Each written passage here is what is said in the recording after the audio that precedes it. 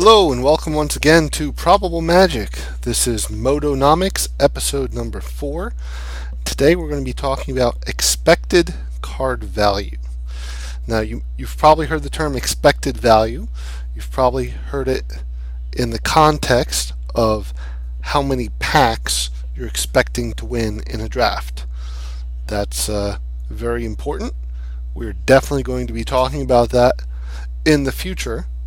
Today, we're going to be applying the same concept to the expected value of the cards that we will get in a pack. Be it just cracking a pack for, I don't know why, you probably shouldn't do that, or the pack you're going to open in a draft or a sealed event. So, I've got my Modonomics log. That's a work in progress, and one of the things I did was I made a list of all of the rares and mythic rares in M14 and the price that I could buy them from. This happens to be from MTGO Academy.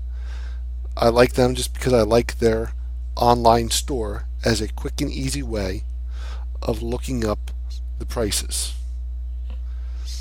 So when I put in the price of all the rares, just not directly used for anything, but as a reality check, if I wanted to buy one of every rare and mythic rare in M14 from MTGO Academy today, this would cost $105.95.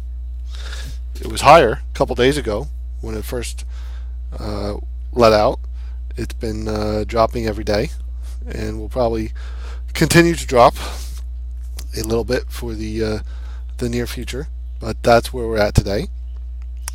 And I just also have on here what a booster was going for from bots I usually buy boosters from. There we go. In this column, the quantity of rares that I haven't kept too many M14 rares, because at this point in M14's life, I know that the value of cards drops every day.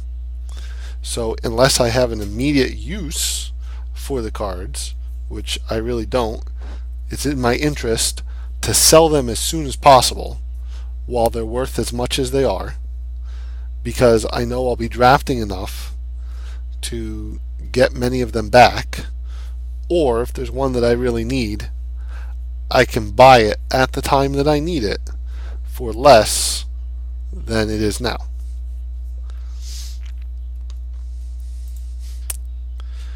My current collection value of M14 rares and mythics is just helping me track the for my ROI calculations, and I'm just taking the Academy price by the number I have by 0.7, which is the factor that I use to go from what the bots are selling the cards for to what I could sell them for, because I know that I am typically selling the cards I pull, so their value to me is typically what I can sell them for, and that's what I'm reporting here.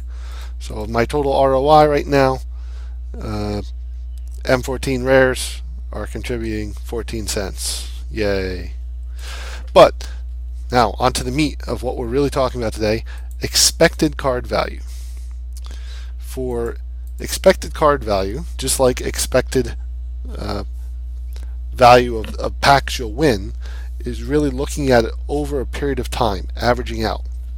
If I opened many packs of M14 at the value of the cards today, they would average out to an expected value.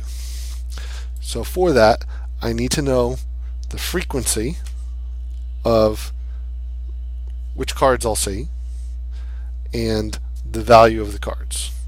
Well, we've already got the value. Frequency depends if they're a rare, or mythic rare. Now, I've always read online that there's approximately a 1 in 8 chance that the rare in a pack will be replaced by a mythic. I have no way of verifying that's true. I'm assuming that it is. Also, for this purpose, I'm ignoring the fact that sometimes a rare or another card will be replaced with a foil. I'm not accounting for that at all at this time. If I get a foil rare, that's just gravy. So then the frequency consists of two parts. And when you have the probability of two events, you multiply them together.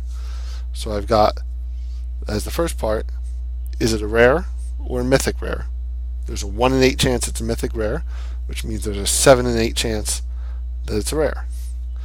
And then I've got the number of cards in the category. So for a Johnny, Call of the Pride, which is a mythic rare, there's a 1 in 8 chance that my rare will be replaced with a mythic rare.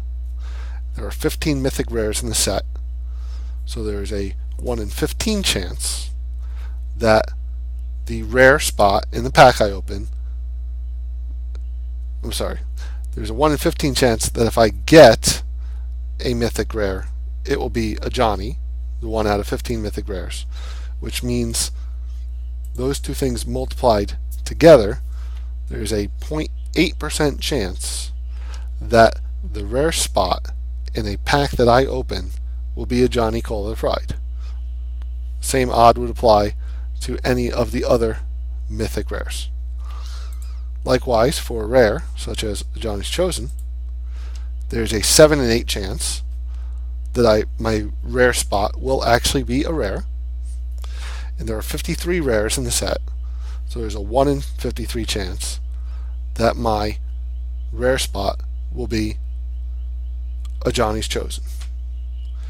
Those two things multiplied together is a 1.7% chance of getting a Johnny's Chosen.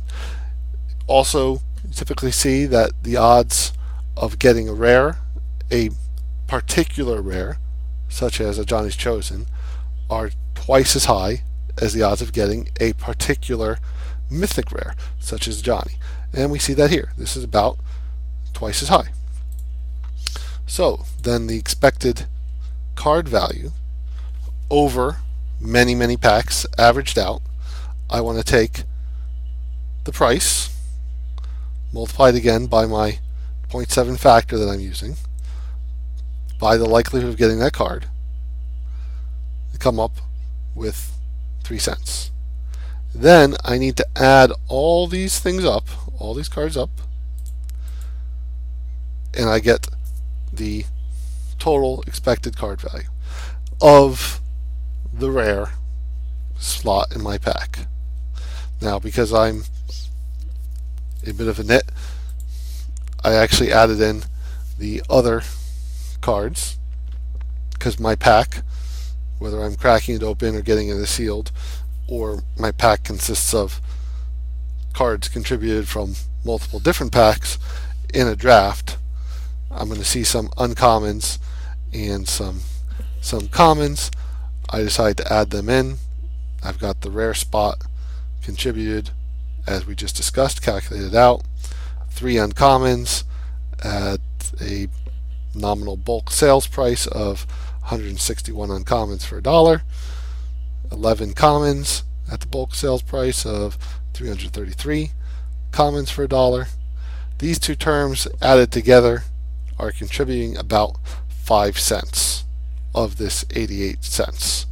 So 83 cents is coming from this expected card value rare calculation, 5 cents coming from this. I felt like throwing it in. You decide whether or not you think that's important. What does this mean? When I'm opening up a pack, or be it either cracking it or in my draft, the expected card value, the expected value of the cards inside that pack averaged out over many, many packs at their values today, assuming I'm selling them, is 88 cents. If I was valuing the cards based on if if I had to buy them, that would be higher because I wouldn't be using my 0.7 factor. So I am buying a booster for $333, and if I'm just buying boosters in order to get at the cards, my expected card value over time is 88 cents. That is not a good deal. That is why you hear people say never just crack packs open. Use them to try to win other things.